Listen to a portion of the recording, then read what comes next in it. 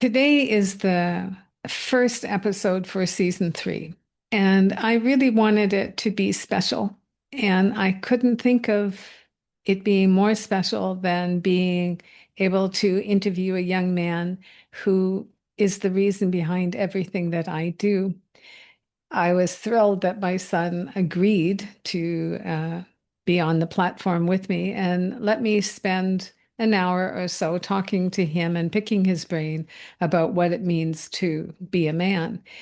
Um, I think there's something in the episode for everyone, for parents who are trying to understand the world that their boys move into in young adulthood. Um, Toshi talks about, the different society components into that go behind being what a man is, what the expectations are. He talked a little bit about maybe what the challenges are. Um, we always have really good conversations, anything connected with nature and nurture, and there's a few of those sprinkled in there as well. He talked a little bit about education, and like that's my area, that's a passion that I have, and obviously he has picked up on that and he has strong feelings about that as well. And of all the things that we talked about, that was where I saw him just like so passionate that our educational system globally, I would say, is not supporting how our boys learn and is doing a lot of damage to their sense of self-worth, their self-esteem. And then when we talked about, the current state of mental health for young men and boys, it's all intertwined. And so I'm really excited to be able to share this episode with you and be able to share my son with you. Too many boys today feel lost, alone, and misunderstood. Too many parents feel the same. Behind today's troubling statistics is a generation of boys longing to be seen, heard, and valued. And yet the conversation around boys' emotional lives is still far too quiet. This new season of Unlocking the Parenting Code is here to change that. This season, you'll hear more real conversations with young men, more expert voices on boys' mental health, more solo episodes where I share truths I've learned firsthand, and more wisdom from parents walking this road right now. It's time to open our eyes, open our hearts, and become the change our boys need. Boys aren't broken. They're waiting for us to truly see them, hear them, and stand with them. So tune in to Unlocking the Parenting Code for real conversations, real hope, and a new path forward for our boys. It's time. They're ready. Are we?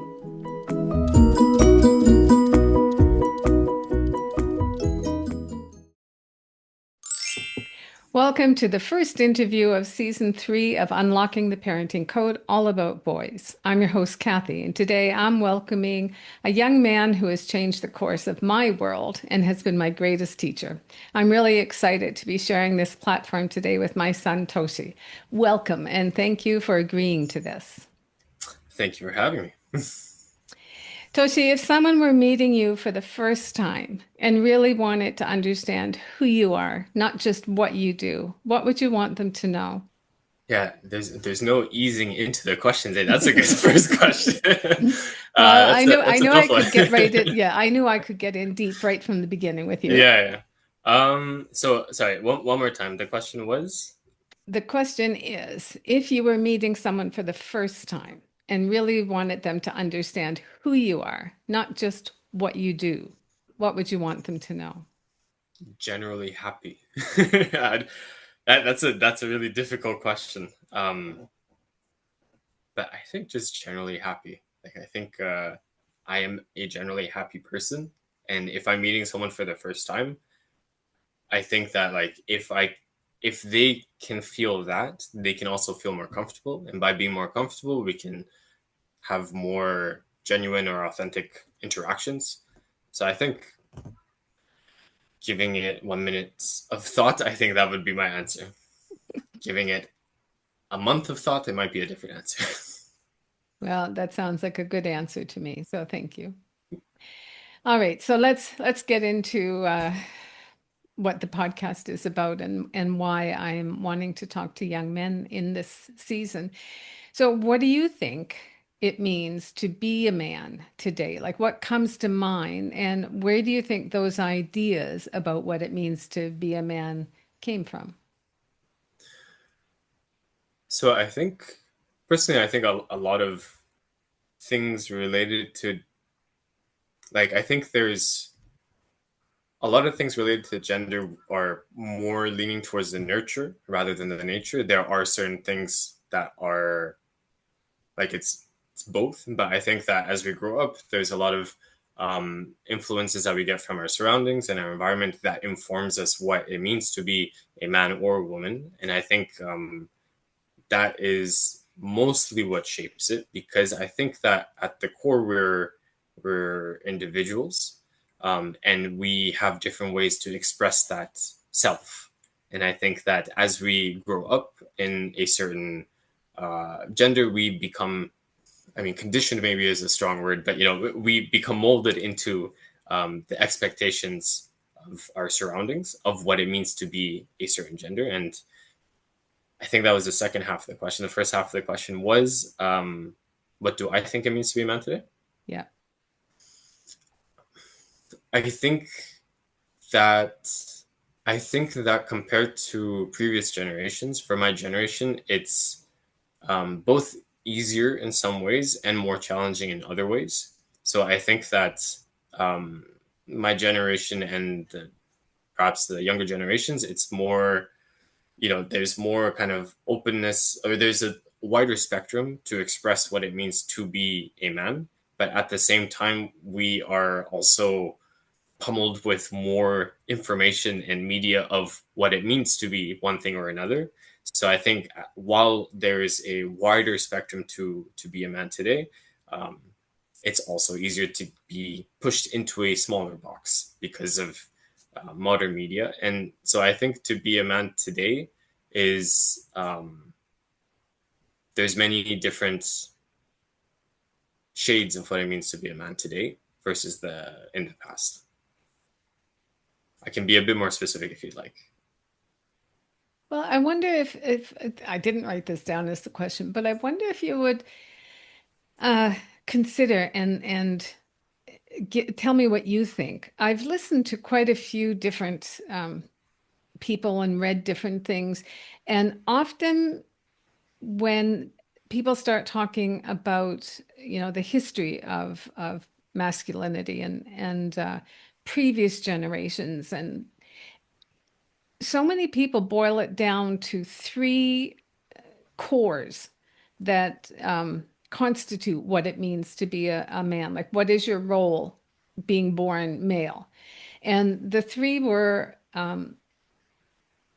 protector, provider, to protect, provide, and no, not procreate. I know, Procrastinating. wrong one, wrong one. Procreate. And historically, those were the three main roles that was important for the man to really buy into and use as part of the whole tribe system. What do you think about that? I think that so I am curious to know to what extent it's related to gender. So for instance, I think that at the core as humans we seek to continue to exist, right? So to survive or to procreate. So I think that that's fundamentally human. How that's expressed um, for men and for women might be different. Like there might be variations of what that means, but I wonder if that's the same for both. Um, and then you have even more variations depending on the culture. So I think that there's like an instinctual response to be those things. I don't know how much of that is like biological, of like, um, I don't know how much is biological and how much is nurture, right? But I have a feeling that we think about or try to understand that which is instinctual.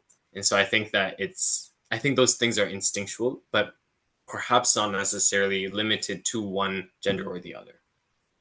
maybe there's different expressions of what that is. So for instance, like if, as a provider, I'm thinking of it as a provider, it gives me, I don't know if contentment is the right word, but it gives me a sense of purpose when I'm able to provide things for other people, especially for the people that I love, right? And but at the same time, I don't think that that's necessarily just a male thing or just a female thing, right? Because as a mother, I'm sure that you want to also provide for your child in various different ways, in the same way that you might want to protect, or you might, and yeah, so like I think it's like different expressions of those things that perhaps are fundamentally human. What do you think? Well, I hadn't quite thought of that twist of it before, to be honest. Um, when I was thinking about as far as procreating, I was really thinking that that probably, like historically and biologically, that's connected with testosterone. And that's, that need to, keep the line going so that so that we don't, end up with having nobody around. Whereas for the female, I would think it would be more about, you know, not the focus on procreating as much as the focus as carrying and protecting that child before they're born and then when they're born. So slightly different. There are similarities there. I kind of get that.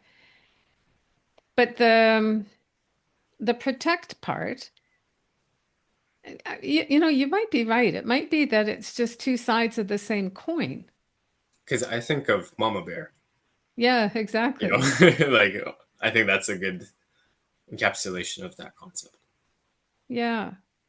But society-wise, maybe it's always been that it is the male who of the tribe, of the clan, of the group, whose responsibility it is to be that protector. I think that that's been the social expectation, especially in Western cultures that I'm aware of. Mm. Um, and I think that how those gender roles are within that community or society. There are variations between different cultures, also historically, right? Because they're coming from different places. Now we're in a time where we have access to all these different cultures and each other. So now we can come and relate. What about you guys? What about us? And so yeah, I think it's also it informs we're informed by our understanding of it through media, right? So when we're talking about like the ideal form, so the ideal man, the ideal woman, or the ideal anything else, like it's I think that there is a fairly strong caricature or an archetype of what that is, what that means, and within that we tend to demonstrate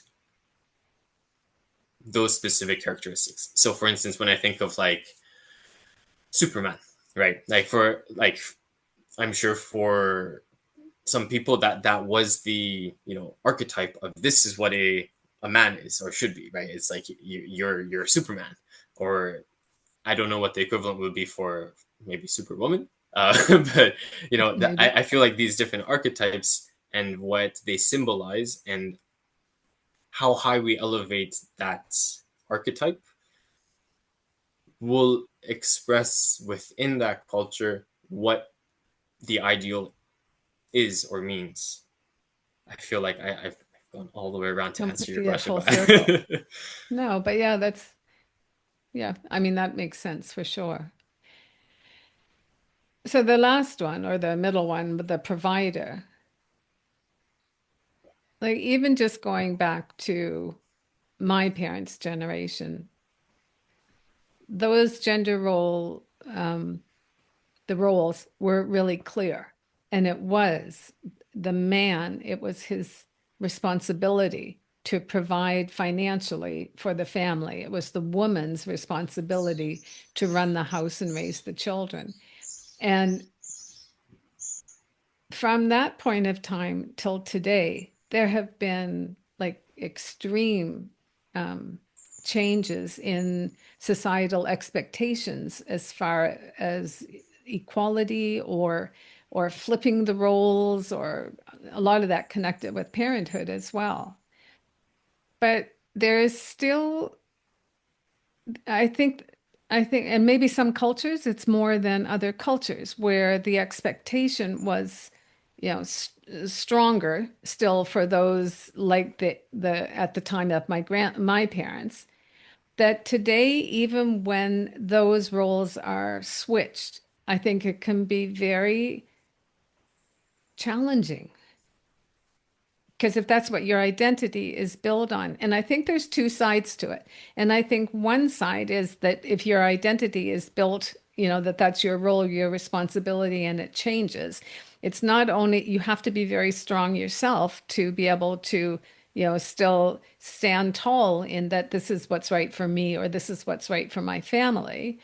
But the flip side of that is, you know, if you take on that role of being the provider, and it wasn't the expectation from society, I think you can almost have a real kind of, whoa, this is what it feels like for all the, for the guys, in that the responsibility is heavy. And I think until like if both men and women have the experience of both roles, like that's why I think it's brilliant with people who can, the man stays home for the or goes, goes out and makes money for the first 6 months of when they have the child, and then they flip and the mom goes out and the dad stays home and does everything for 6 months. I think that's one way to understand not just the pluses, but the challenges, that the emotional challenges that you might not know if you don't try out both roles. For sure. I think that can also tie into kind of more broadly um, what is the norm, right? So for instance, like I think of in Japan, Japan still has fairly rigid, compared to the West, fairly rigid gender roles within society and expectations, right? And I think that running counter to the mainstream in any society for any reason can be challenging, right? So for instance, like if I don't know, if you live in a car society and you want to ride a bicycle, no one rides bicycles, right? You're going to be the odd one out when when everyone's driving on the road. You are the one person that's driving a bicycle. People are going to think and judge, and maybe not necessarily understand until one day they switch roles, and now they're like, oh, they're the ones that are riding the bicycle and they're experiencing what it's like as the cars are passing them by. So I think I think having a better understanding of other perspectives and experiences will always give a better understanding and for other people, or a better understanding for yourself of other people and their experiences and perceptions, and hopefully that ends up with people being more understanding, right, and less judgmental and more tolerant to different ways of doing things. So tying that back into gender roles, like I think that,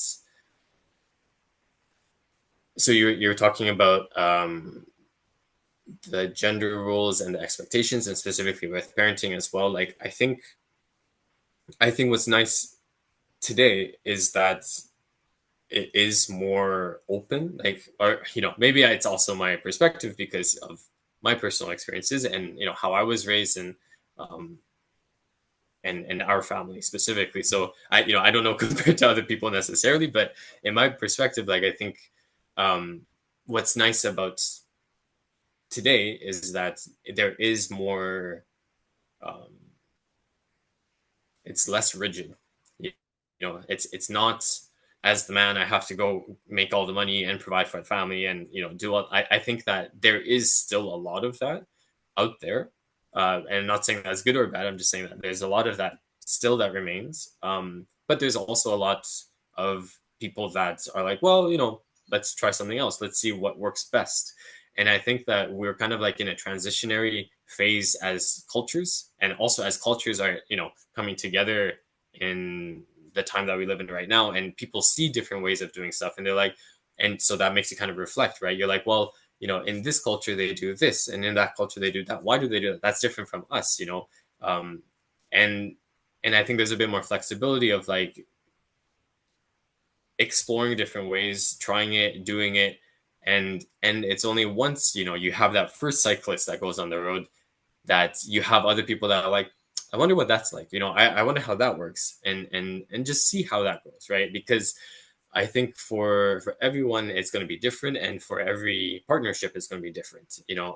What works best, what doesn't. There might be the social elements of like perhaps in certain cultures it's going to be extremely difficult to switch those gender roles, because even though individually you might identify yourself as A, B, or C, and with your partner you decide, okay, I'm gonna take care of these things, you can take care of those things, maybe if things change we can switch it up, you can do that, I can do this, and that's great for within your own self, within your own partnership.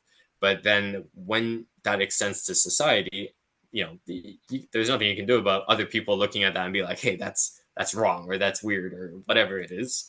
And but I think that's changing, and I think that that's a form of liberalization of gender roles, and not necessarily saying right or wrong, but I think that it's helping us to have a wider spectrum of what you can be, what you can do, and I hope that that continues.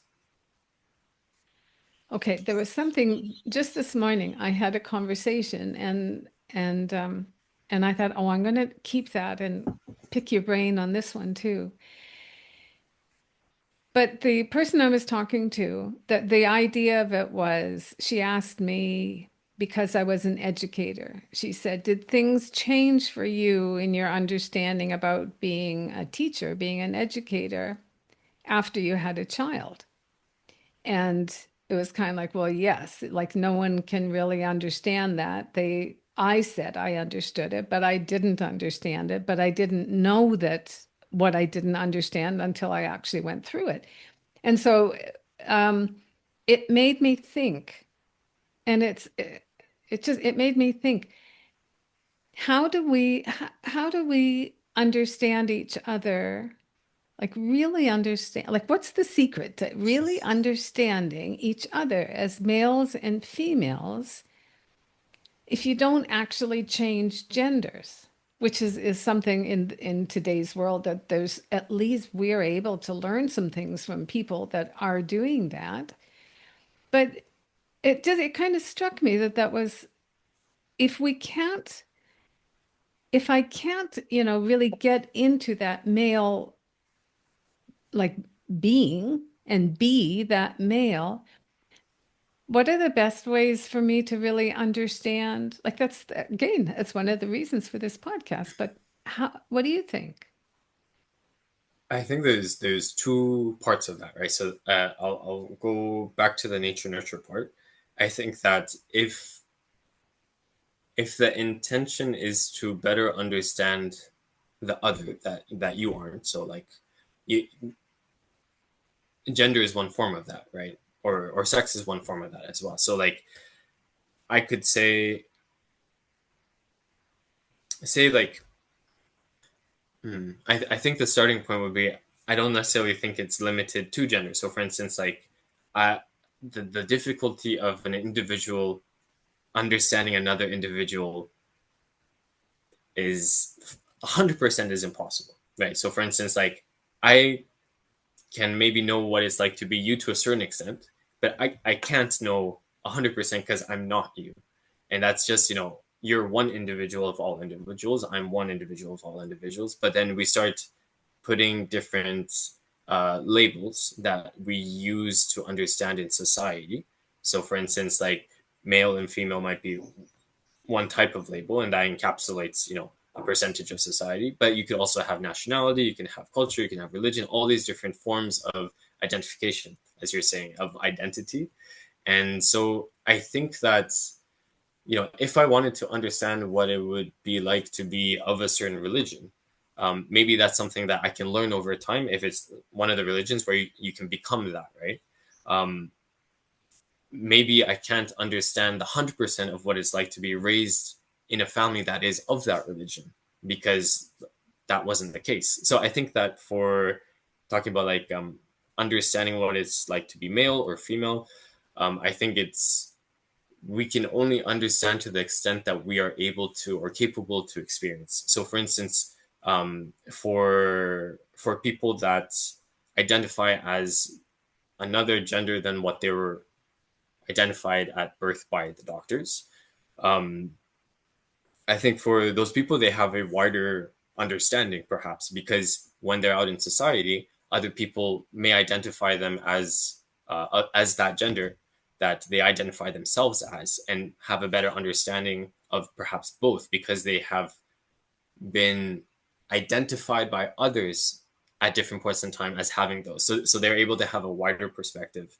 I think though it's that like in the example of religion, like I think it can be difficult to have that 100%, right? Like maybe you can get to 99%, but I think 100% understanding is very difficult in the same way that I can never understand what it's like to be you 100% because I'm not you. So I think then the question is like, well, how can we get as close to 100% understanding as possible of each other and our experiences and how we identify ourselves and how others identify us? And I think the best tool at our disposal as humans to understand other people's experiences better is communication and is communication. Like I don't know of any other tool at our disposal to understand better than that. So then why are there so many issues today with in relationships, in communication, that we are not understanding each other? And mostly it's from the female perspective. It's the female that is saying, they don't understand the male. Yeah.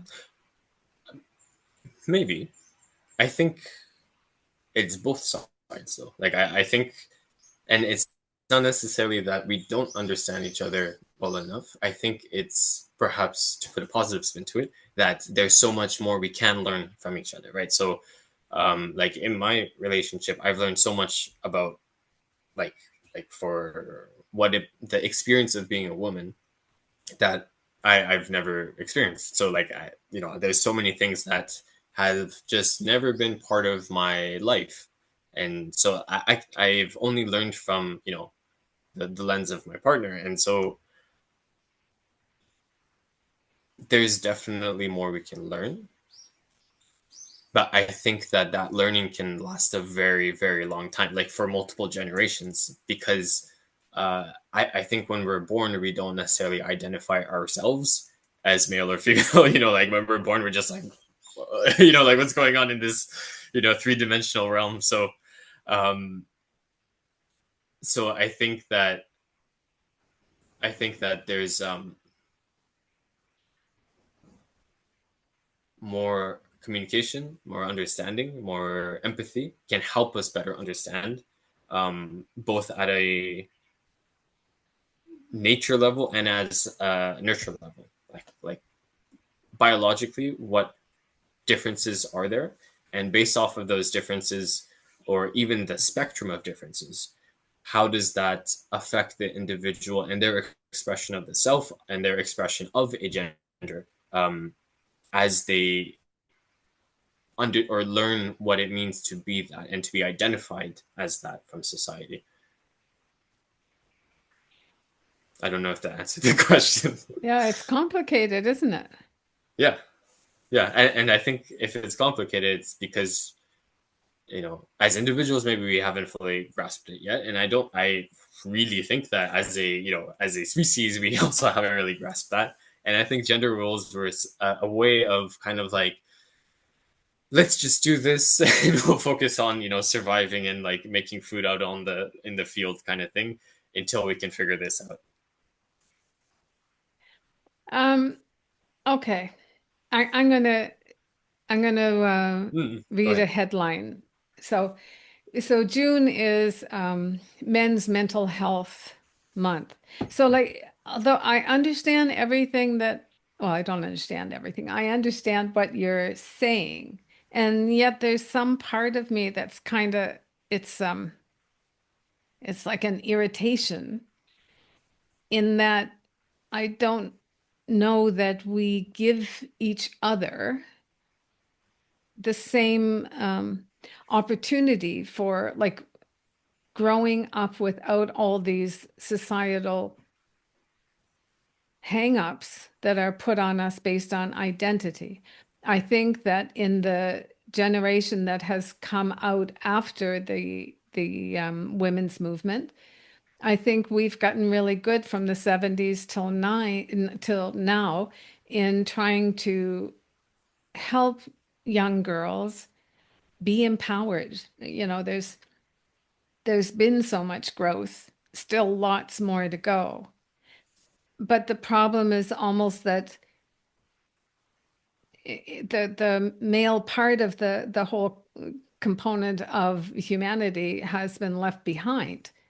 And so when you have little boys growing up, if they start to internalize messages that they are getting rather than being able to like tap into whatever is natural for them to be able to show about who they are, then something gets twisted as they're growing up, in my opinion. And I think that's kind of where the issues are right now with male mental health. So I want to read a headline. It's from an article that I just read from the American Institute of Boys and Men's website, which that's the one that was founded in 2023 by Richard Reeves. And he said, or the headline said, boys and men are increasingly lonely and at higher risks of suicide and deaths of despair. So I also came across another study, and it said that 50% of young men report having no close friends, which is a five-fold increase since the 90s. Said today men are four times more likely to die by suicide than women, and yet they are significantly less likely to seek mental health support. What's your reaction to that? When I was raising my son, I longed for a guide, something real, honest, and grounded in what boys truly need. So I created the book that I wish I'd had. Packed with tools and real-world strategies that actually work, you'll learn how to nurture his emotional world and finally understand the feelings behind his behavior. Because boys don't need punishment, they need guidance. We'll bust the myths that keep boys boxed in and help you support him through the real challenges of growing up. Most of all, it's about transforming your connection, one small moment at a time. Raising boys who become remarkable men. Get your copy today, and let's create a beautiful future together.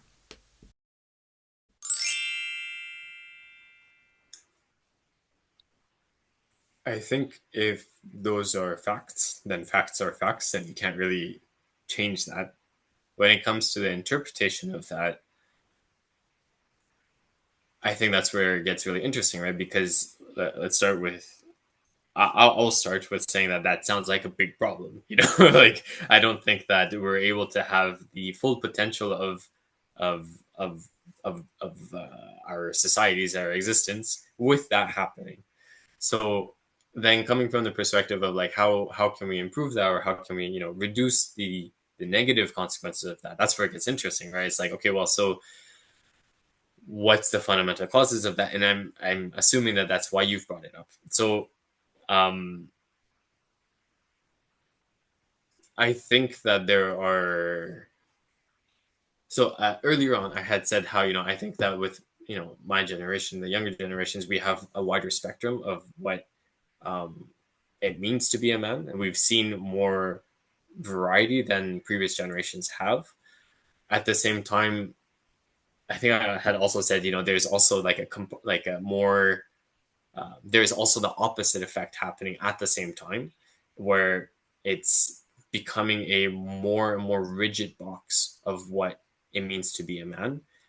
And I think that I think it's there that is worth digging a bit deeper. And maybe I'm wrong. Maybe people that have a wider spectrum of what it means to be a man also have high, maybe they're just part of that, they're equally at risk of some of those issues. I don't know, I don't have those details, but my guess is that it's more so the young men have a who perceive that it is something very specific to be a man. And what you're talking about, it's say being a provider, being a protector, and procreating, like those kinds of things.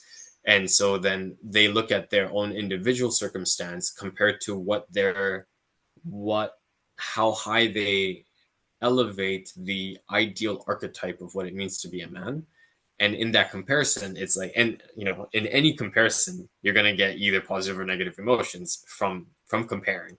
And um I think that a lot of the issues stemming from mental health can come from that. So, for instance, like if you think that the ideal man in society today should have um, an abundance of wealth to be able to provide for your family and to uh, what's the next thing? Provide, protect, and you beat off all the bad people and in your protection of your tribe kind of thing, and that kind of like alpha male kind of like I am the I'm the man kind of um, mentality. I think if an individual is comparing to that, it's very easy to be disappointed because your expectation is that yourself should be that, but that's not necessarily you. That's not necessarily your authentic self. But they're trying to fit themselves into a box that is not themselves. And I think that when you are moving away from what is authentic, then you're going to have all of these consequences, negative consequences. Like you think that you should be this, and yet perhaps you think you should be a Wall Street banker, but perhaps you're a carpenter. But you think you should have been. You think that the ideal, male should be a Wall Street banker. You're always going to be unhappy then with your profession, right? And say you're looking at your income and you're comparing to a CEO, like you're going to be disappointed if that's what you value as being important. And if you identify yourself as a man and you want to be the ideal man, and yet you comparing to the ideal man and you are not that, I think that that's going to lead to depression and mental health, and perhaps a sense of helplessness and hopelessness. And I think those are specifically um, when it gets dangerous within depression, right? It's like getting to depression is one thing, staying in depression is another. Then that depression leading to, maybe I don't know, I'm not a mental health expert, but that leading to, if that leads to suicidal thoughts and tendencies and actual suicide, like I think that there's a trajectory there. And when looking at the root causes, I wonder if this is it. It's that comparison of the ideal and the actual self and the self perception. So that's something that's very different today than it was, even a generation ago. Just the influence of social media. So there was another thing that I read, and it is focused on, the information was from the States, but still it's a conversation point. But they were talking about screens being part of the problem, and it said nearly half of American men today say that their online lives are more rewarding than their offline lives. And the virtual world, with pornography and ideological provocation, is facilitating men's withdrawal. I believe it, but I'm not like, I think that we have stepped forward into the technological future without really understanding the magnitude of the impact of it. Like so in that sense, I definitely think that technology has played a major role on uh, sense of loneliness for men, but I think also for young girls as well. Like I don't know too much of the details, but I know like in the States, like I hear that it's also an issue. Like Instagram, as an example, has been a source of issue for young girls specifically because they're also comparing themselves to the ideal woman, right? And so I think that those are especially critical in like the psychological phases of developing the identity, right? When you're a kid and you're trying to figure out who are you, and you have yourself, but you also have all these messaging of what it means, and I think that's exasperated by technology and social media especially. And I definitely think that men are becoming lonelier, but I think a lot of people are becoming more lonely because of technology. Like I think of, I was looking at old pictures and home videos the other day, and the thing that stood out the most is people just hanging out. They're just hanging out. It's like Yeah. people don't really hang out anymore. What's nice in Japan is that at least like when I pass a playground, I see kids playing outside, which is really cool. I didn't necessarily see that as much in other places. Like I know it happens, it exists, and kids have that in different parts of the world. But I feel like it's technology has an opposite effect within the physical realm. So within the real world, as I'll always call it, like this is like the digital world has become part of our world, but the physical world is still, I find it more important. And I think that the technological world, especially for guys, I think that it's a great form of escape from the pressures and obligations that they feel are imposed upon them by society and their peers or their close ones.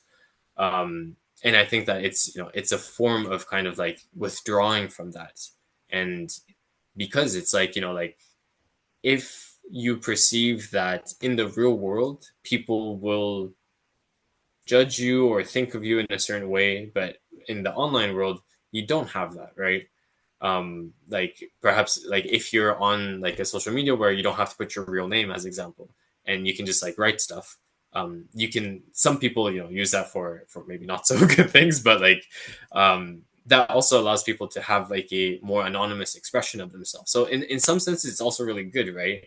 But I think that overall it's also leading to a lot of negative um, things for guys especially. And I think, but it's not just technology. I think it's also the times we live in right now, and I think it's also the more like in cities. I think that's more so like personally. I think that there's a disconnect. There's more and more of a disconnect between humans and nature, and I think that's more pronounced in cities. And so like you can go outside, most of your options of things to do outside will involve spending money of some sorts.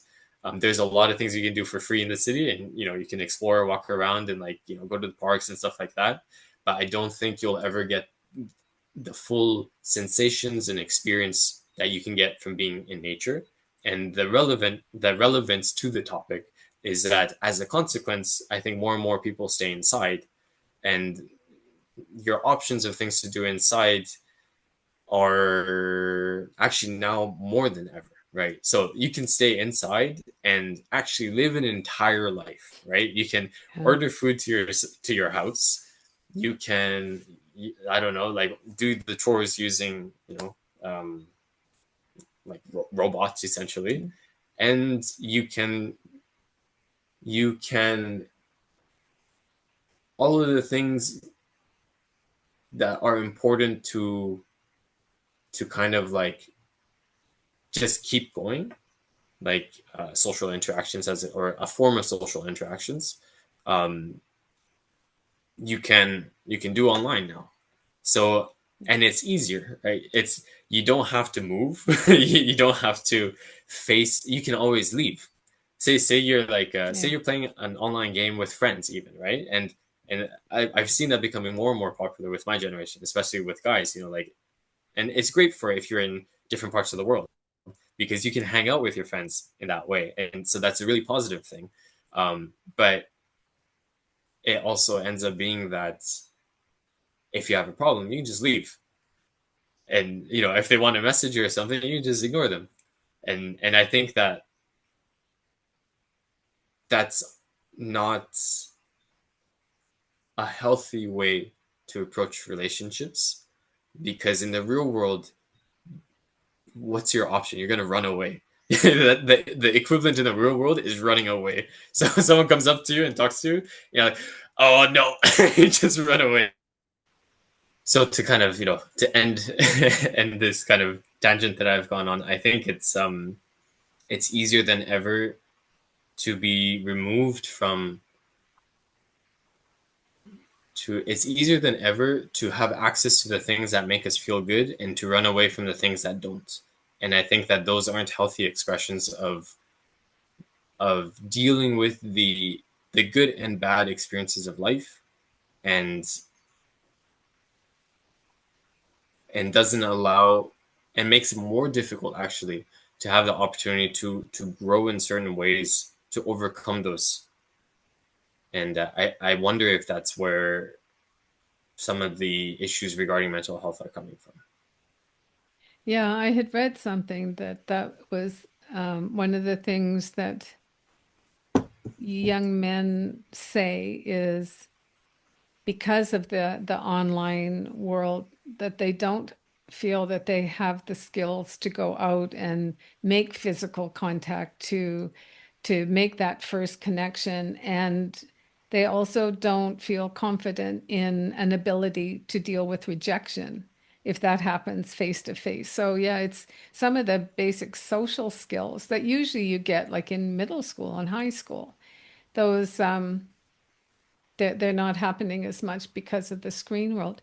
You had mentioned something, you had talked about pressures. And so that was one of my next questions. Like, what are some pressures that you feel as a young man that people might not see or talk about? I think personally, I feel like there's a pressure to always to kind of be like a flat line. And this might be, I don't know if it's cultural, like being in Japan, or or if it's related to identifying as a man. Like I don't know what it is, but I feel like there's a pressure that you should always be exactly as is, in the sense that like you shouldn't be extremely happy. You shouldn't be extremely emotional. I guess I think it's Mhm. emotional. I think there's a pressure to that your emotional expression should fit in this box, and once you've gone outside of that box, there is a self-imposed, I think, pressure of the understanding of what it is to be from our environment and what it is to be a man, to suppress that emotion into that box. And I think that it's not healthy, and it's not authentic. But so I think that's what it comes down to. It's like that, are those pressures pushing the individual to become more themselves or less themselves? And I think that when it's just anything that's not themselves, it's gonna have negative consequences. So that's one pressure. I'm sure there's more. Well, that's a big one. I mean, that covers quite a lot when you're talking about the range of emotions that are acceptable or, need to be contained. Trying to be mindful of the time here, but I did want to just talk just one bit about education because you've already heard so much about it because that's been my world. But okay, so the data shows that boys are falling behind in school across the board, from grades to graduation to college enrollment. They are significantly behind females at this point. They are less prepared to start school, and at nearly every point in their K to 12 school career, they are achieving less successfully than their counterparts, their female counterparts. Why do you think this isn't working for so many boys? Because it sucks. In what way?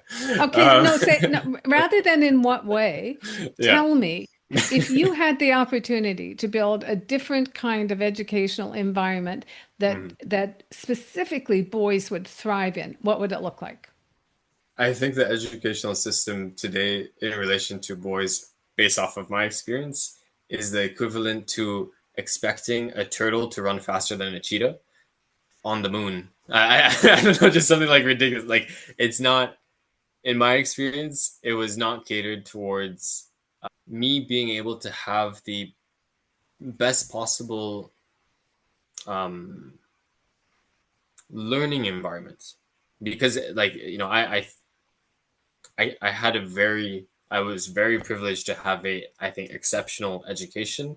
Um, out of like a very good, I think I had a very good education. But even there, I think it felt like how it's just it's kind of like, well, so we've been using like, I don't know, like a hammer for 100 years, so we're just gonna keep using that instead of using something else that's just more efficient and effective. And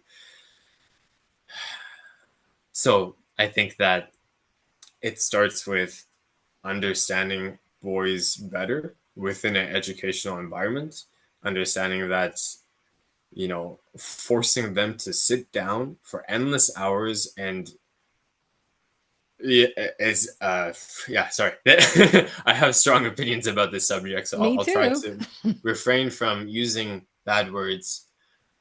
The question was how I'm going to change, how I would like to see it changed, right? Not just saying bad things about it. Um,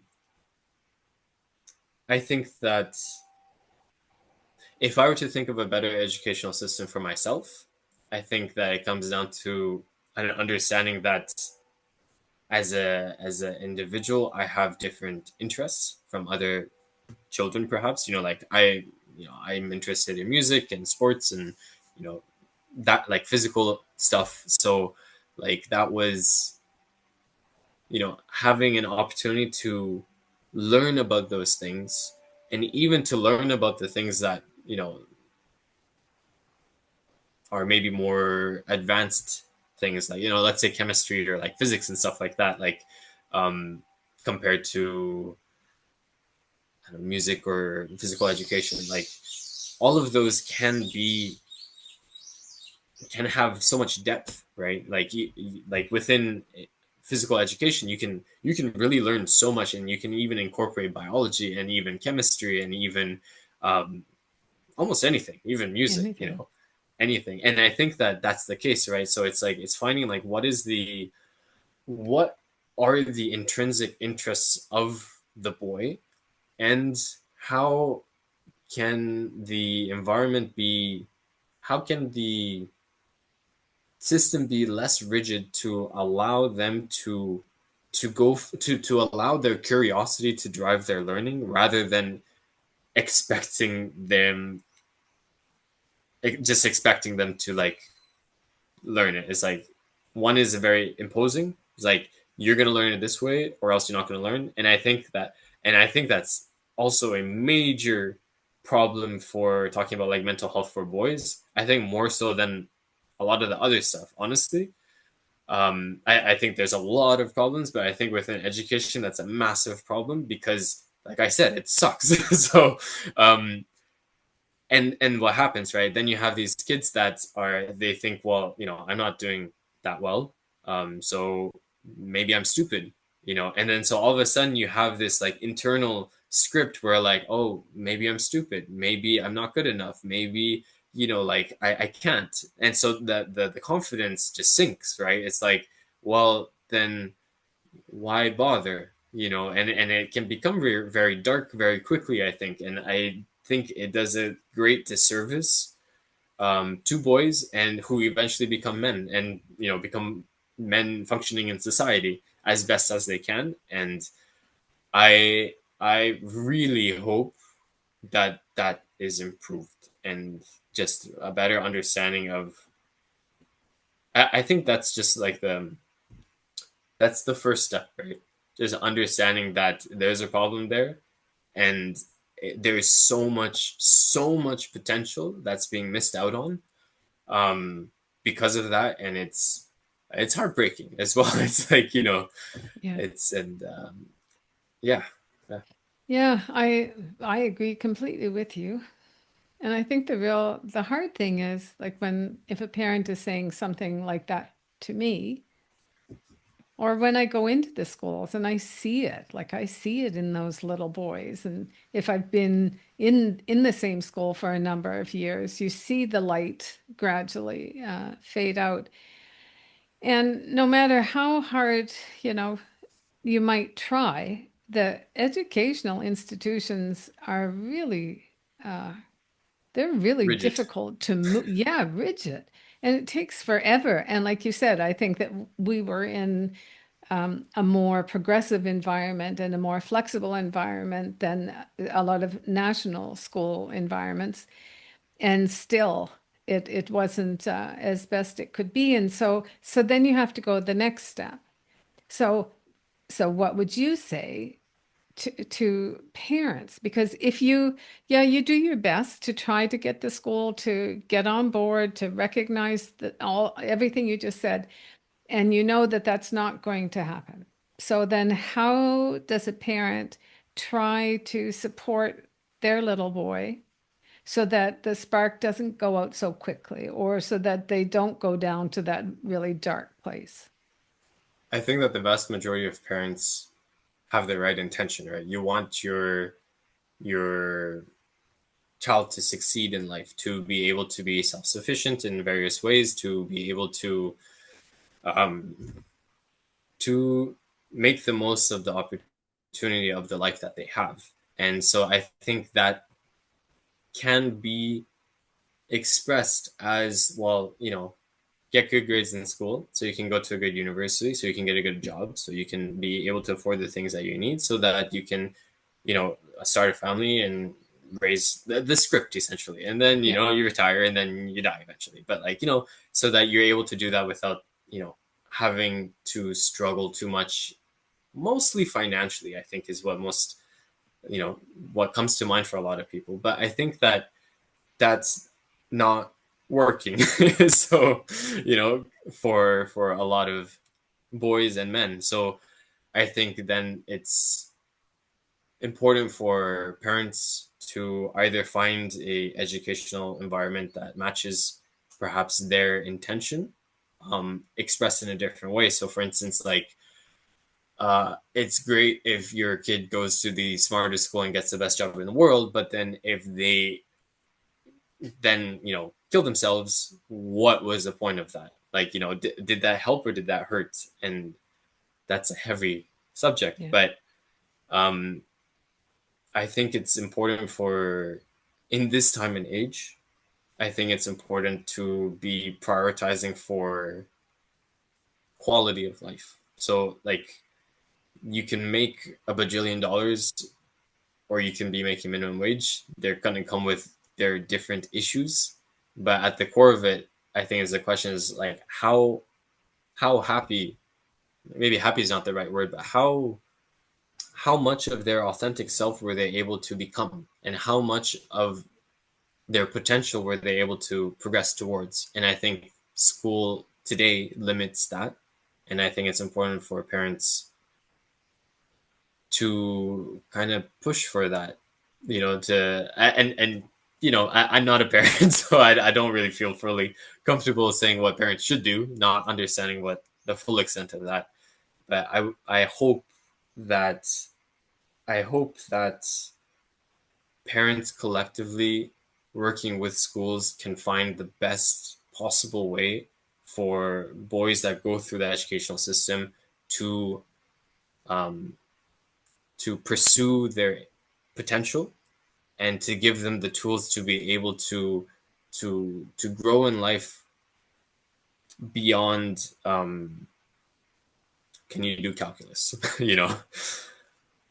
And I think Yeah. there's a lot of things like in the home environment, but I I think there's a lot of things that need to be improved within the educational system. I agree. You're like you're singing my song. Listen, Toshi, before we finish up today, is there anything that we didn't talk about that you would like to have had? Maybe something important for parents to hear or for other young men to hear? Something that I've been learning recently, so I'll just maybe share that, is I feel like, I was talking about the authentic self and all that, and a lot of that comes from personal experiences in the past couple of months. And from a difficult experience, what I've learned and what I would like to share from that is it's we can find ourselves um, moving away from our authentic self. And in those situations, I think it's part of kind of rediscovering yourself, or in that experience that I had, rediscovering myself. I found that it's so important to be kind to ourselves, um, because it can be so easy to the thinking of I should feel this way or that way, I should do this or that, and then comparing to that, right? And if that's actually not who you are authentically, forcing yourself to bend over backwards to be something that you're not is not going to do you or anyone else uh, a service. And I think that in the process of going back to the authentic self, I think it's so important to be kind to yourself. And I think that's for men. That's but not only. I think we need to all be a bit kinder to ourselves, because I think that can be a. I think that actually that's the source of a lot of negative emotions, Yeah, and and too I much think, negative emotions for too long is no good. yeah. And I think that sometimes we don't allow ourselves to stop enough to really pay attention to those first signals because we think, oh, we can power through. Like this is what we're supposed to do. It's just a little thing. And sometimes it's not until, you've gone pretty dark and have climbed out of that darkness that you realize, wow, I didn't know I was in that bad shape. So, well, thank Absolutely. you. Yeah, thanks for sharing that. That is something really important for people to talk about. So Hmm. something I would like to share with all men and parents around the world is they should know more about sonhood coaching so that they can learn more about how um, they can continue to grow. Well, thank you. And that was another completely unbiased little prompt, but thank you. Yeah. How can someone listening connect with you? So in line with what I just said, I after a 9-year hiatus, I started doing music again. So for anyone that likes uh, guitar related music, just good vibes, you can find me on YouTube, Toshi Hiro, Hiro, or on Instagram, same thing, SoundCloud, probably same thing. Well, I will include that in the show notes. And I can vouch for the music. Unbiased opinion, of course. Unbiased completely. Yes. Yes. We just share the same last name. That's all. Coincidence.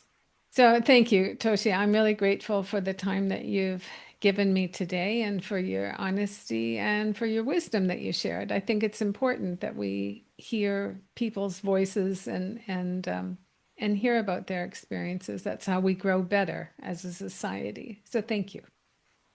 Thank you for having me.